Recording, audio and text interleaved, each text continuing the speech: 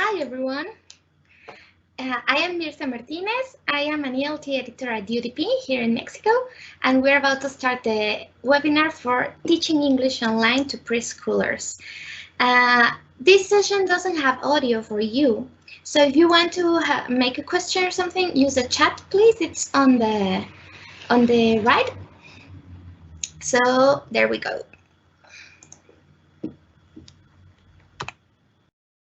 Okay, so this session is going to be a little bit short but useful. First, we are going to have the welcome, that is this. Then I'm going to give you some tips for teaching English online to preschoolers. And then we're going to have a question and answer session. If you have a question now, you can start writing them on the chat and we can answer at the end. It says that you cannot. Okay, so yeah. So if you have problems, can everyone hear? Yeah, cool. Okay, so there we go. First of all, before we start, I'd like you to tell me a couple of things, like how do you feel about teaching English online, but to preschoolers, because it is not the same. So please use the chat and let us know, how do you feel about teaching English online to preschoolers?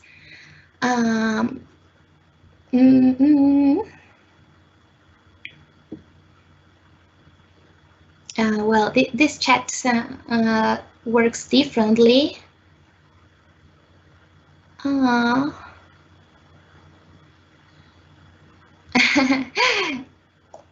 Okay, seems like some of you have problems with the audio. Let me check if I can. Okay, so yeah, teaching online is not easy, and particularly when you are teaching preschoolers. Why? Because they are different, right? They cannot write, they cannot read, or they are starting to write and read, which makes this like a hard task for anyone. Besides that, in preschool classrooms, we are not used to use like a lot of virtual material, which also makes it a hard thing.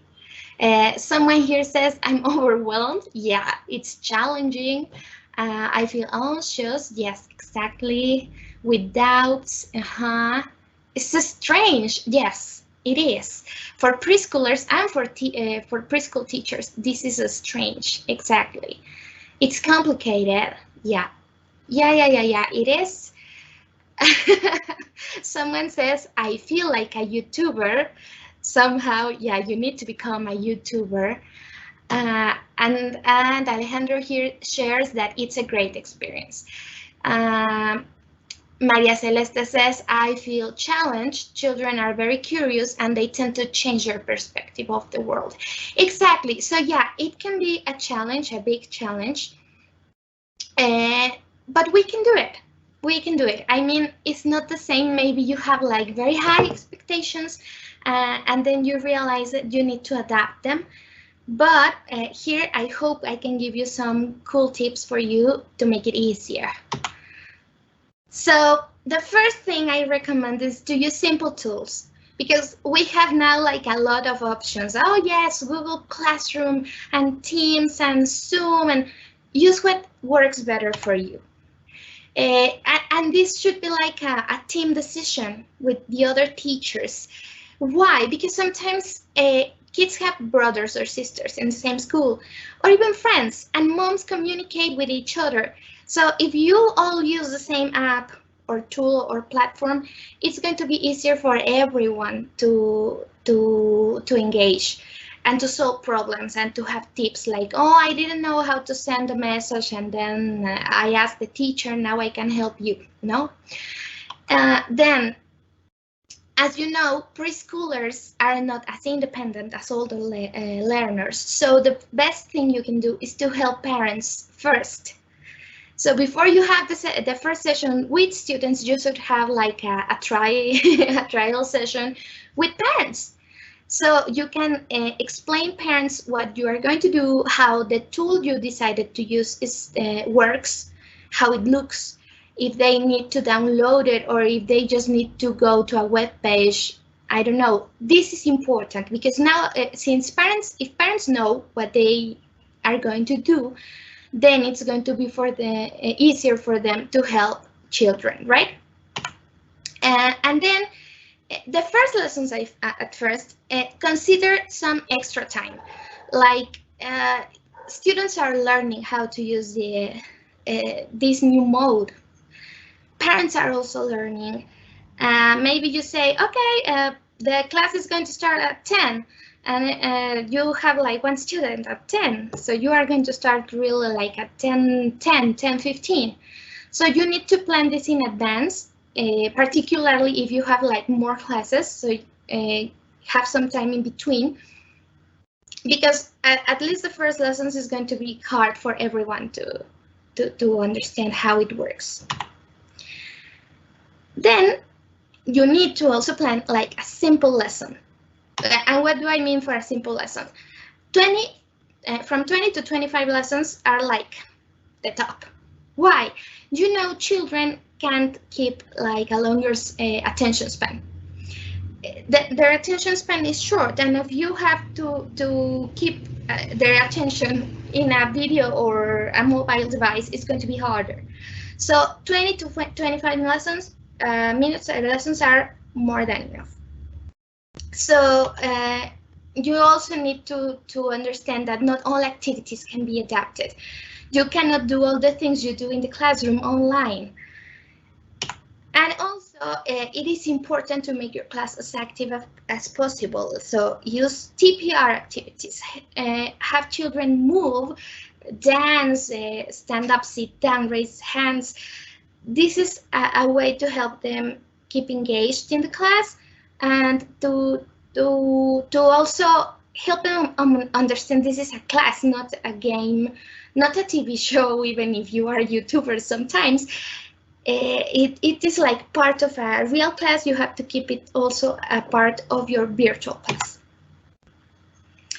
Then you need to teach parents to use the tools, but then you also need to teach learners how to use them, because we know children now can use phones sometimes even better than adults, right? But well, it doesn't mean they're going to do it by themselves, but they like to do things and they like to know how things work. So it is important that your learners, even if they are really young, know how to use it. So be super patient and teach them, even if their parents know. Another important thing for your class is to create a classroom environment. And what do I mean by this? Oh, I have a typo there. Oh. What I mean is, like, you may want to decorate the background of the place you decided to use as a classroom. You may want to have, I don't know, if you have a class puppet, keep your class puppet with you. If you have, I don't know, some flashcards or some attention signs that you use for classroom management, keep them at hand. That is important because it helps children understand they are in class. They are not like in another kind of activity. Why?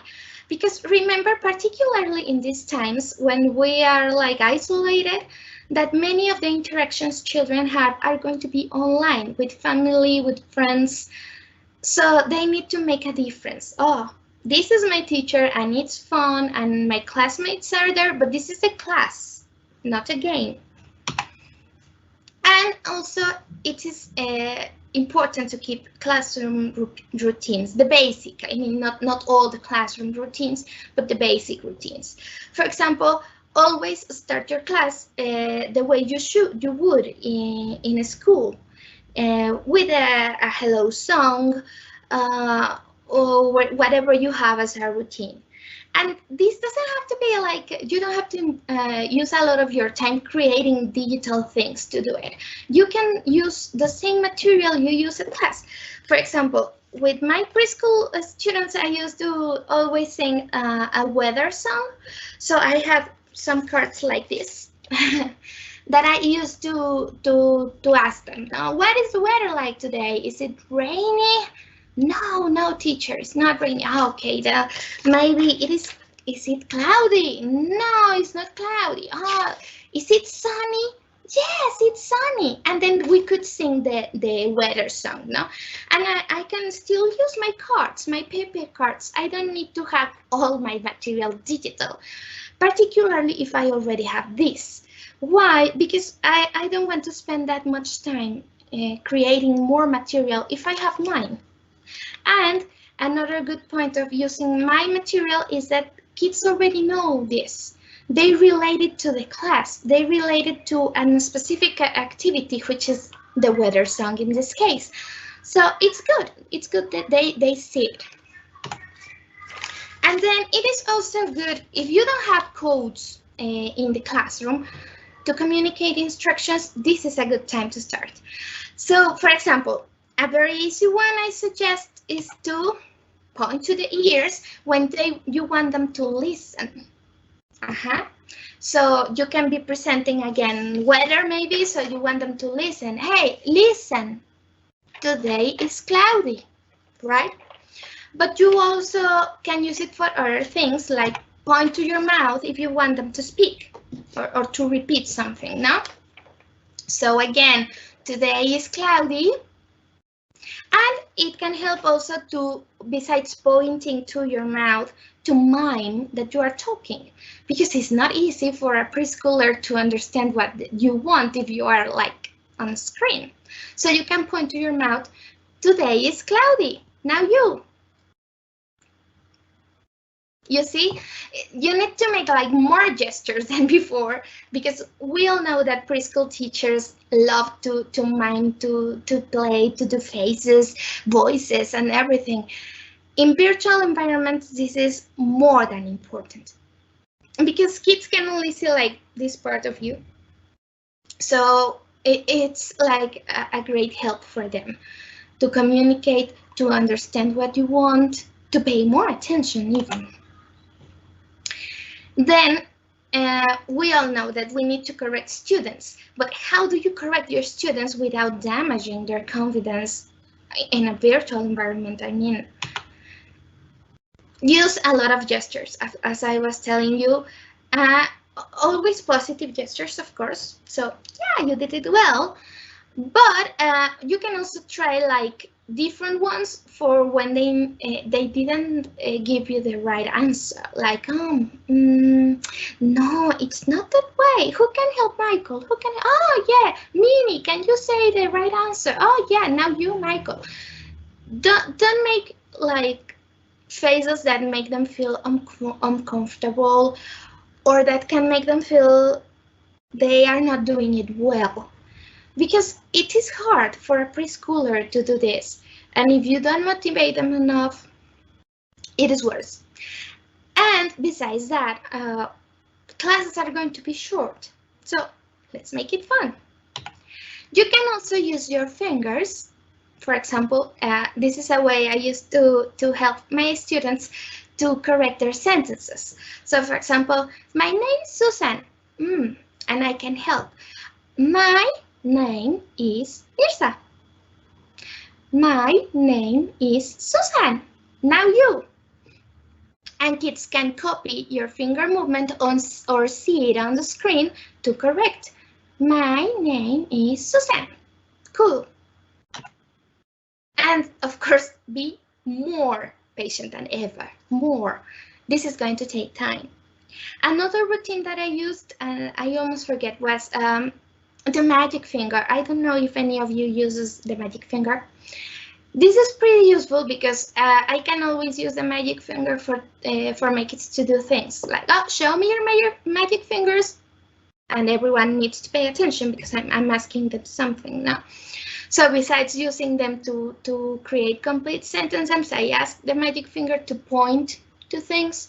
I ask them to use the magic finger to point to themselves if we are seeing body parts, for example. In another slide, I will ask you to use also classroom materials, and they can also point to things they have at home. It can be a book, it can be a toy. They can even come and bring photos and use the magic finger to point to them. That It's also another way for kids to move. Remember, a little bit of TPR, adapted TPR, is always helpful. Something important, communicate with parents. I mean, I know we preschool teachers communicate a lot with parents, but now it's more important than ever. So tell parents when you will give them feedback. You cannot do it every day. It's going to be like exhausting for you, for them, for everyone. So choose a day. Maybe you want every Friday to send them like a bulletin board, a message, a voice message, a video message, telling them how everyone did in class all the week. Maybe you want to do it every 2 weeks. This is something you can also decide with other teachers, I don't know, or with parents, depending on what they prefer. Keep concise communication. This is super important. Some teachers want to help parents so much, like they send emails, no? And they send super long emails with a lot of information, and we need to understand parents are also having a bad time. They are working at home at the same time they are trying to help children doing their classroom activities, and they are doing everything they need to do at home. They are cooking, they are cleaning. So if you send super long emails, they are not going to read them all, or they are going to lose the point. Keep it short. For example, this phrase, I love it. One of my teacher trainers used to tell us all the time, keep it simple, sweeties. So as I was telling you, you can always share a voice message, a video message, or short bullet points with the important things you need to remember. And I mean a general message. Only if you have a particular situation, send an individual message, because otherwise you are going to be overwhelmed with work, right? You can do it by email, you can do it using a platform. It depends on what your school decides. I mean, we cannot use a media we are not allowed to use. Like, oh, maybe it sounds super easy to use WhatsApp to communicate with parents, but then you can have trouble. So it's better to decide first with the school or with parents, and then you have like that channel to communicate, even if it's email or whatever. Then another question that we always have is, how are we going to evaluate? And we always have problems in preschool evaluating, because sometimes, particularly in lower grades, you know that it's not like, oh, we have exams, and we have, well, some schools have exams, but usually we don't have exams, or we don't have like a lot of paperwork. And if we do, it's not something you can like adapt virtually, because if your exam is color the circle blue, how do you do it online, right? I suggest using formative assessment.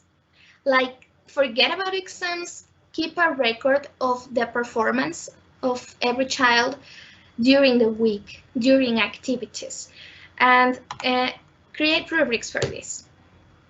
I mean, you can find them on, sometimes your textbooks have like great rubrics you can adapt or copy. You can find them on the internet, and you can create yours. The point is to have like a general way of evaluating, and not focusing on an exam or a test or something like that. It's not gonna work. You can also have, it depends on the school, because I mean, some schools don't like all these things. Like, oh yes, go create a Google Word document and have everyone write. We know preschoolers cannot write. So the best thing is to evaluate their work, their everyday work. In that way, you can see how they are improving, what they're doing, who needs help. And parents may be like hard to convince this is a good assessment tool, but it is the best we can use to be fair to everyone and to not have like a lot of work. We don't want to have more work. Oh yeah, we have questions that we will be seeing. Then I know some of you are going to think I'm crazy because I'm suggesting use this, but use your textbooks. You are teaching online, but it doesn't mean everything has to be done online. No, of course not. I mean, you are not going to have a class using the textbook. No, no, no, no, no. You can have one activity, maybe an activity where kids attach stickers or circle things, something that is fast and easy, no more. Or you may use the textbooks because they have visuals. At the beginning of the unit, many books have like a big image with the vocabulary you need. Yes, of course, have kids take the book and use it because kids like to touch things, and you cannot always have activities for them to touch on the screen or in the computer. It's also important to remember that many kids are going to be working using their parents' cell phone or a tablet, or in the best case, a computer, but we don't know. So yes, use your textbook. But remember, don't base your class on the textbook, of course. Then we also need, it is important to keep developing motor skills like tracing. And you cannot trace on the computer, sorry. Well, not now. Some iPads can do it. But so the best thing to do is to use your book. Or you can ask parents to have a notebook or pieces of paper for them to do simple activities. This is important. I mean, I know we want to have like super online classes where we don't use any paper thing or we only use the computer. But remember, they need to develop these skills and they need practice. You cannot take practice away from kids because in 1 or 2 months when things go back to normal, they are going to be suffering because they didn't practice anything. They are going to forget how to count things, how to trace, how to write if they are starting to write. And you can also use your textbooks to assign homework. Everything is going to be homework now, or an extra activity. So you know your textbook and you have your teacher's guide. You can choose one activity to do in the class and one as a homework or an extra activity. If parents want to do more, let them do more, but if they don't have the time, with one should be like more than enough. Again, choose an activity that is easy, that children can do independently.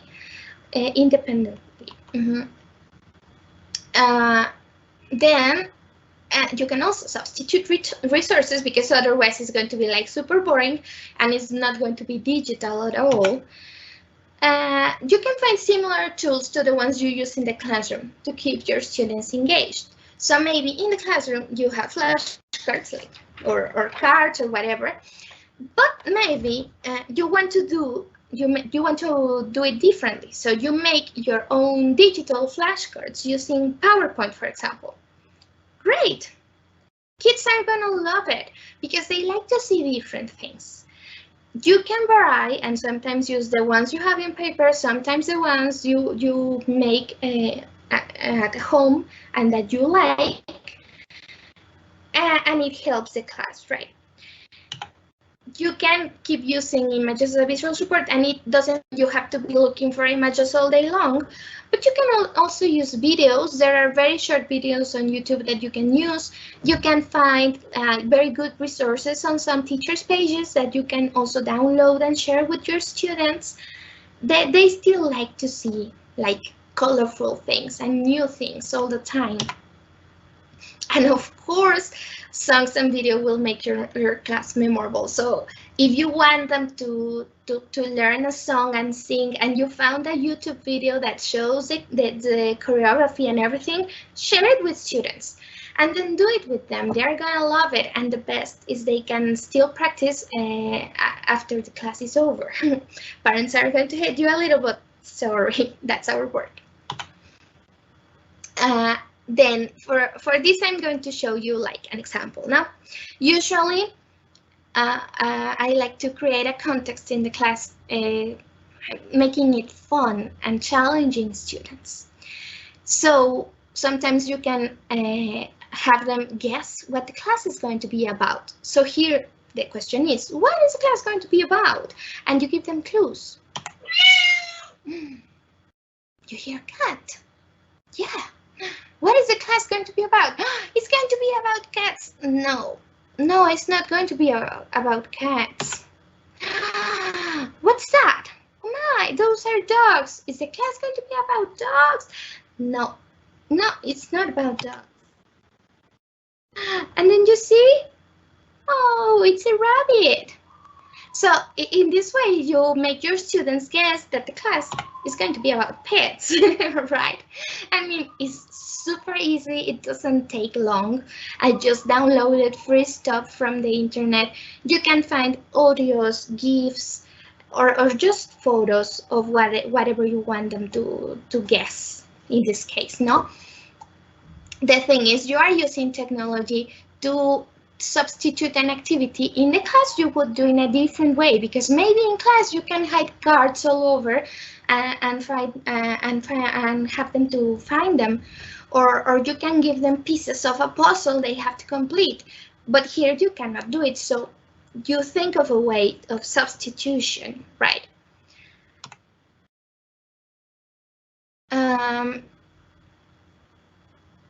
We have a lot of good questions for the end. We'll go for it. We also want to include digital activities, right? Otherwise, this is not digital. So choose apps that are easy to use on mobile devices. Why? I mean, as I was telling you, some kids only have a phone, and that's it. Because if they have a computer at home, maybe mom or dad is using it to work, and they cannot use it at the same time. So the best is they can use it on the mobile device, or that it is a very easy page or web page you can also like see on a small screen. Let parents know in advance always, particularly if they have to download something, because, well, we know it's better to have them keeping an eye on kids. And you can play games. I know these two apps that I am suggesting, Kahoot and Quizlet, are not usually used for preschoolers, but I think this is like a prejudice, because they are not meant to be used for preschoolers, but teachers have adapted the activities and they work. So you can try them on. They are free. It's very easy to create an account, and you can use both apps, both tools, both as an app or on a desktop computer, which is a plus. So you are covering everyone, the one who has a cell phone and the one that has a computer. My favorite one is Kahoot. So I'm going to show you how to use Kahoot with your preschoolers. There are different modes in Kahoot to play, because this is the best of it. You can use it to review things, and it's like a game. So what is best than a game? For example, here you can see the layout of the page. You have wait, you're going too fast. Well, it doesn't matter. You have like different ways to use it. Let me go back a little. Here you can see this is a preschool activity, and it's for math. It's for counting, super basic. The key is to search using the preschool word, because otherwise you have like super high material that is super difficult. I didn't create it, I just looked for it, but you can also create yours, and it's super easy. So this is a counting activity. You can, on the preview, see that the questions are easy, that the material works. No, not. And then you can decide, okay, let's play with this, no? When you want to play, you have two options, the teach option and the assign option. This is great because sometimes you don't have the time, or if you have a large group, you cannot do it at the same time. So what is the difference? Teach is to play live together. We are going to try right now if you want. And assign, it's another mode in which you can assign the task, and children can do it when they have the time. So they can do it after the class, or maybe when their parents finish working and they have time to do it with them. And you can decide the time limit. Let me show you here. When you decide to assign a task on Kahoot, you can decide until when it is going to be available. So you may want to give them 2 or 3 days because maybe they want to play more than once. So you decide that, then you create it, and you can send students the pin to play. We are not going to try that right now, but you can also try the other one, the other mode, that is the one that says teach. In this mode, you have 2 options, the classic version or the team mode version. In preschool, it's really hard to work on the team mode, but if your students already know how to use it, you can try. For the first times, I recommend you using the classic version. And well, here you can customize it, like if you want music or not or whatever. So here we choose a classic one. And the classic version means that everyone is going to play at the same time. It's like an individual competition, which you are going to see in a moment. And here it is, the classic version. I used it as a trial on my phone. All you have to do is go to this web page, kahoot.it, and then enter the pin the teacher is going to give you, well, the one you are going to give students. It's as easy as that. So let me show you how it works. I entered, that is the activity my teacher sent me, and then is the quiz of how many. So I have a question. The question, how many? If you are doing it live, you can read the question. So how many bananas? And this has like a long time for students to choose, so they can see how many bananas. Oh, 2 bananas. They choose the right options. They have time, and then immediately they go to this screen where they know if they got it right or not. Then they go to the next question. Well, they can see the score. Then again, how many? Let's see what. How many crayons? Oh, sorry. And here with the crayons, again, they can see if they can count, they have time to choose the right option. The preschool activities usually have 2 minutes for them to answer, which is cool because, I mean, they are super young and they need the time. And at the end, you can see the scoreboard, who got more points, who got less, but everyone has fun. Maybe this is like not so clear. So do you want to try Kahoot? If you want to try, you can try right now. And if you don't have time or a good connection, you can try later. So if you want to try now, please go to this web page, www.kahoot.it. The app is going to request a pin, which is the one that you can see on the screen.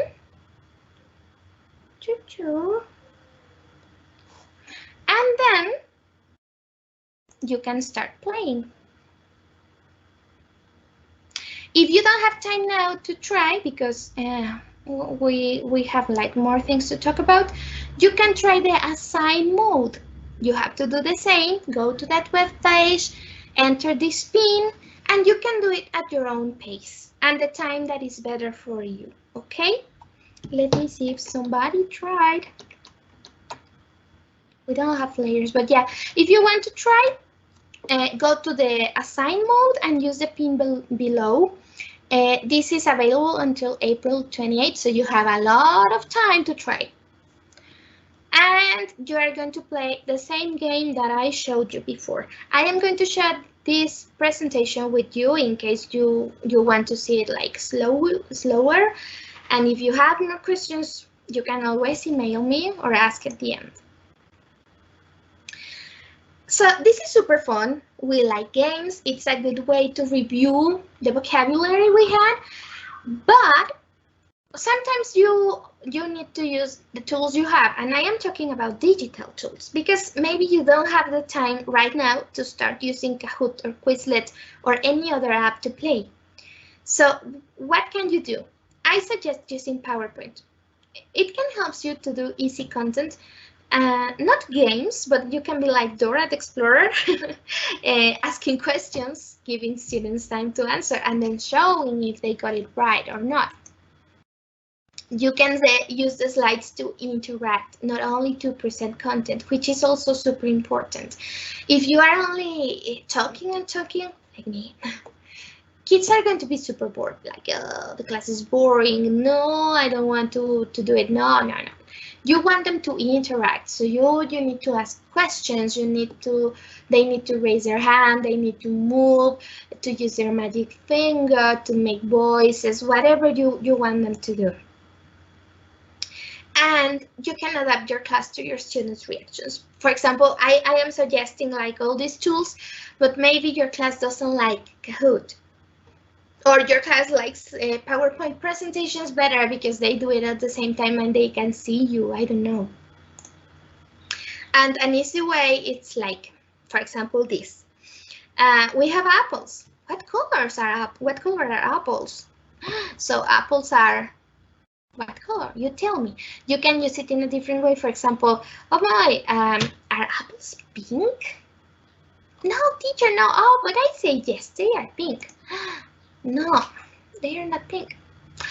Are apples purple? Maybe. No, they are not purple. So are apples red? Yes, I got it right. This is PowerPoint. Just use the animations to make the objects go away or sparkle or shine or whatever you want them to do. And in this way, you can have students interact. It's important that you also set like rules because everyone is going to be talking at the same time and that is going to be a mess. No. Have them take turns. In this way, you can use PowerPoint to interact with all your students and they can wait for their turn to participate. And well, this is like, it might sound obvious, but it's not for everyone. You need to give students their own time, which means that what I was telling you, they cannot like be talking to the same times. It is important that they take turns, but sometimes at the end of the lesson, maybe you can have Fridays or Mondays.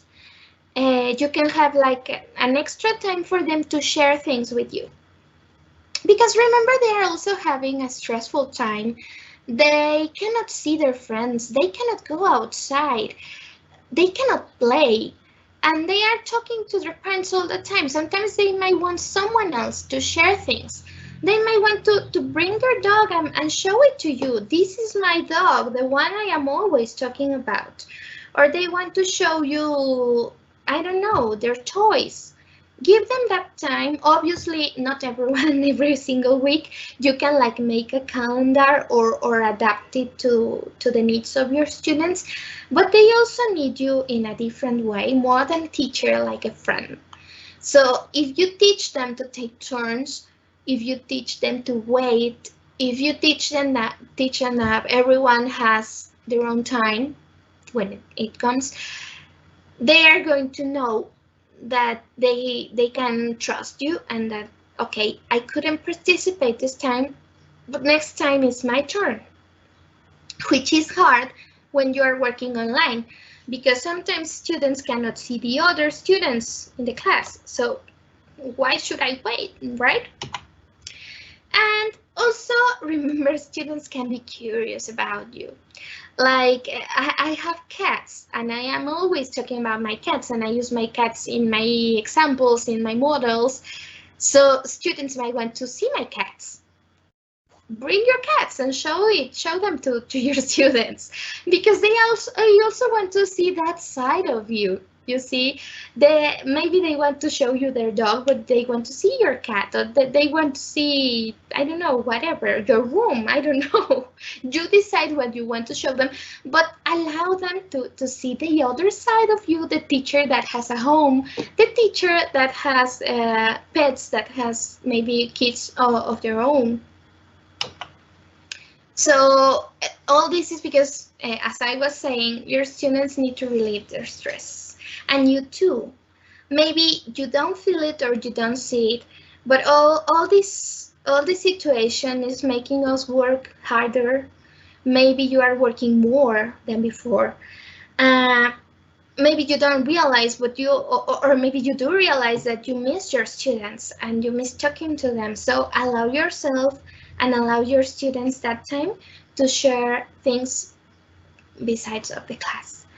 Maybe they want to tell you at the end of the lesson, and in Spanish, because they don't have enough English to say it in English, they want to tell you they like the game. Maybe they want to tell you they couldn't sleep. Whatever they want to share, if you can give them that time, it's going to be great for everyone. So, are you ready to teach your students online? I hope the tips that I shared with you were helpful, but now we can go to the question and answer time, and maybe I can solve more of your doubts. So let me see what we have here.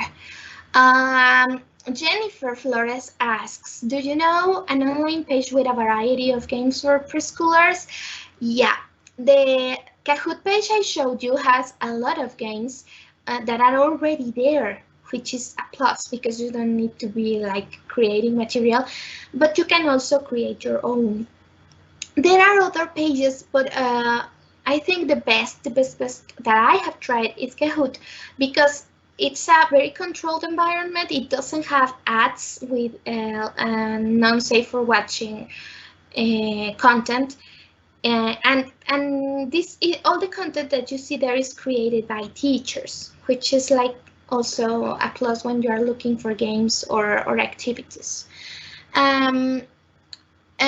Somebody asks, does it have a disadvantage when parents are with kids during classes? Do they need to be there? If not, what? Oh, I lost it. Okay, but yeah. It's not a disadvantage, or it can be a disadvantage if you don't set rules from the very beginning. Remember what I told you to first, before to start your lessons, have a talk with parents? You need to set the rules. Like, remember, they are preschoolers, they might not know how to use the platform or the app or the device they are working on. So of course parents need to be there.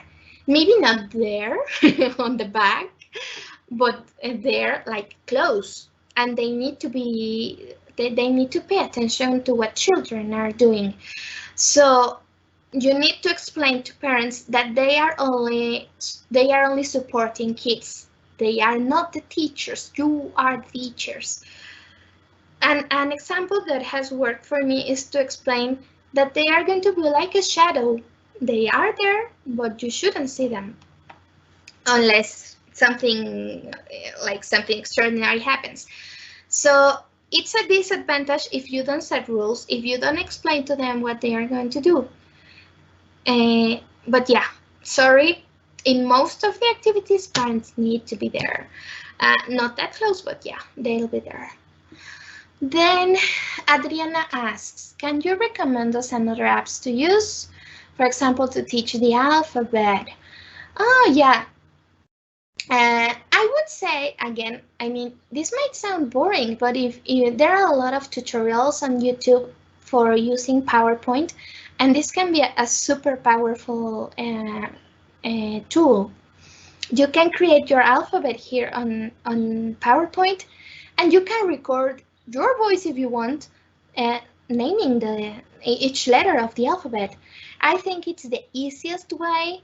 You might have it already in your computer, so you don't have to spend money or extra time looking for it. You don't need to create accounts or download things. So I recommend you to use PowerPoint for this, to teach the alphabet.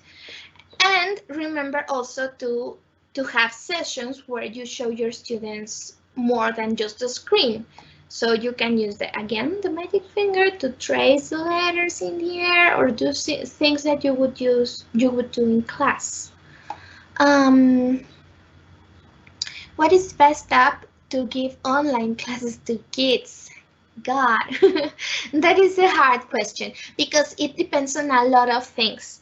I mean, not everyone has like the same quality of internet connection, or not everyone has like access to the same apps. Some apps are like difficult to use, but you can try using Zoom if you know Zoom. But again, you need to train parents so they can start session and just leave it there for kids. You can use Zoom, which is easy and usually works pretty well. But the only bad thing about using Zoom is that you only have 40 minutes for your classes. We're talking about preschool classes, so 40 minutes is more than enough. But if you want to have an extra time for something, or if you want to have also a meeting with parents, keep in mind that you only have 40 minutes. Another app that is good, and if you have a Google account, which much of us have, is it's called Duo. Duo is an app to make video calls, and you only need a Google account. So if parents have a Google account, you can use their Google account to communicate with kids. Or well, it's not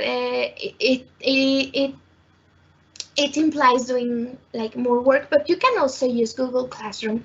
Many teachers are using Google Classroom now, and it is a great tool because you don't have a limit of time, because you have more tools that maybe in preschool are not that useful, but maybe for you as a teacher help you, because you can keep documents there, you can keep your grades or attendance lists or things like that now. So Google Classroom is another great option. You can use the video call tool to give your classes. Juni asks, do you have a preferred web page that you like to work more than the others? Not really, not really. I like all the Google apps because I think it's like easier to keep only one account for everything than to have an account in Zoom, and then one in Kahoot, and then one in Google for the slides, and then for me it's hard, and not because I am not good at using it, because parents get crazy. The best is to choose one and help parents not to be keeping like a lot of sessions and to create a lot of accounts. What I suggest is that you try, like you can see what your co-workers decide or want to use, and you can make like a trial. Call your mom, call a friend using the app you are interested in using, and see if it works for you, because this is the easiest thing. As teachers, if it works for you, you are going to be good at explaining how to use it. But if you are not understanding the web page you're using, well, parents are gonna get lost. So you try it first, and then if you liked it, you can try to use it in the class. Really, what we really use in preschool is mostly the video call. So you don't need like apps that do great stuff. No, you just need the basic. What can we do to involve parents in this homeschooling time without making them feel that they have to be the teachers? Well, I suggest sending weekly this bulletin I was telling you with the info of what we are going to be learning. This week we are going to learn all the zoo animals. Well, these 10 zoo animals, okay?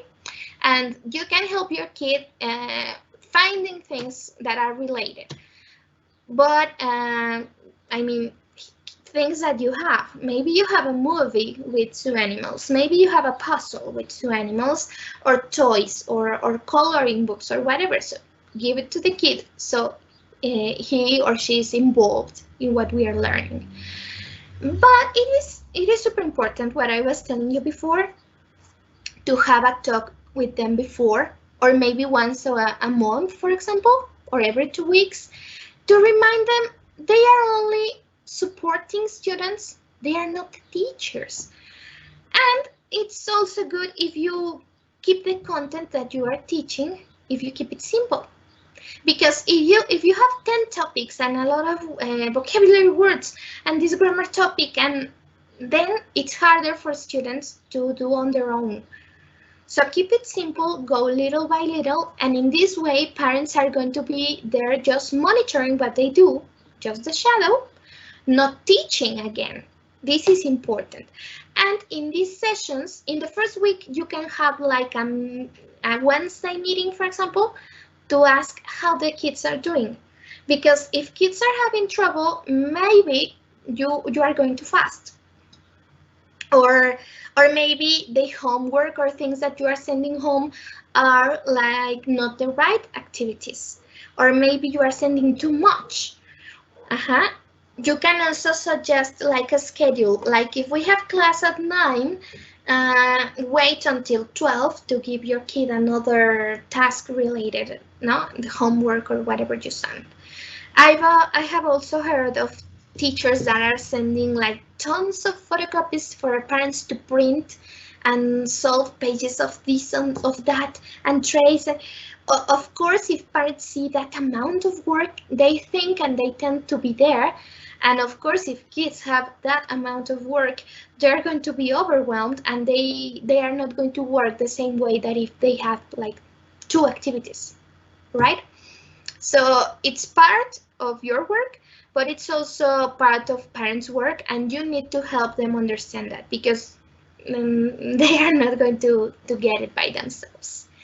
What apps do you suggest to send homeworks online?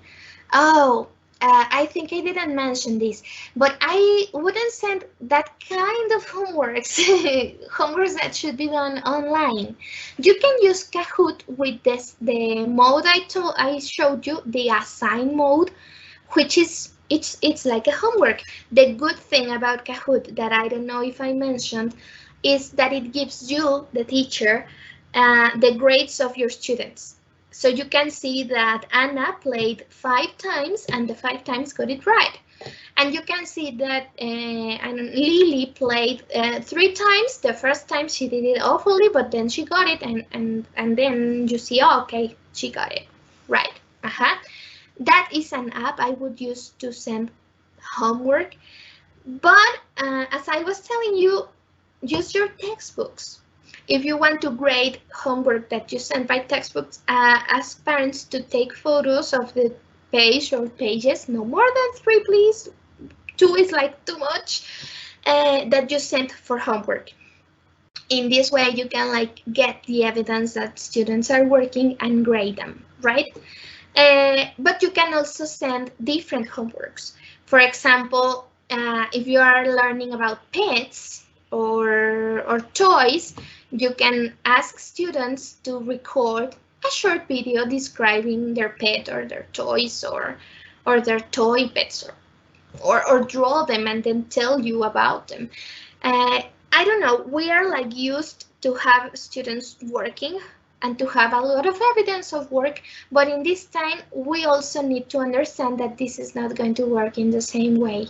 So try to use homework using their books. Use the platform of your books. Many books have like a platform where you can assign tasks. That is also helpful for homeworks. And try to use Kahoot. I really recommend it because it's easy. Kids can do it even if they don't read. And you get the results, which helps you get a record of how students are doing. What do you suggest about handling parents that are not involved enough with technology, so this may be difficult for leaders to access or join the tools? Okay. Yeah, I understand that here someone is telling us that some parents are not like really joining the lessons, that some parents might not have the tools or something. So the best thing for this is to ask help, okay? You are the teacher, yes, but ask help. Maybe another teacher had the same problem. Maybe the school, your coordinator can help you, because it is difficult if parents are like, if they don't want to join, if it is for a personal reason, like I don't believe in online teaching, it happens, believe me, it happens. There is no much you can do, but maybe your coordinator can help you. If you have a way to contact parents, like an email list or something, use it too, but be very careful, because this can sometimes like turn back to you, and you don't want that. So what my advice is to ask for help. What if you don't teach with a book? Yeah, you can try like with other apps, games. There are also some web pages with games you can look for. The only tricky thing about this is to check the ads, because sometimes this page have tricky ads that take kids for pages you don't want them to be or to find. So just be super careful about that. Because what else? What did you recommend?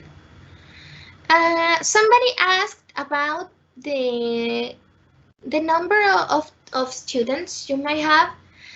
If, for example, somebody says that has 25 kids in class, this can be difficult to handle. So if this is your case and you feel that your class is not working because you have a lot of students to handle, get to an agreement where you can divide the group. I mean, it's not the best, but for very young learners, it's even better, because you can pay more attention to each one of them. So you can have like between 10-15 students in class. But maybe your class, it's like super active and they don't have a long attention span. Maybe you can have 7. You are the one that knows your class. I recommend having between 10 and 15 students in class. If your class is a class of 25, 30, 50 students, of course you might need to divide it and to have 2 sessions instead of 1, to make it easier, both for them, for you, for parents, for everyone. What songs do you use when you are face to face? I don't know, that is not for me. I would like to do some reading activities. Oh yeah, reading activities you can also do them. I'm a big fan of PowerPoint, sorry, but you can also do your reading activities on PowerPoint. As I was mentioning, you can have a text on the screen and you can record your voice in the text. Later you can download that as a video. If you don't know how to do it, look for YouTube tutorials. It's super easy. And if you're a pro, you can even make the text change of color while you read, so kids can see and listen, right? There are also some videos on YouTube for preschoolers with short stories told by other teachers or just read by someone with the text on them, so they can follow, right? And again, you don't need to change all the activities. You can adapt them. The way you work in class can work online with little changes, just substituting tools, substituting activities, but basically you're going to be doing many of the same things.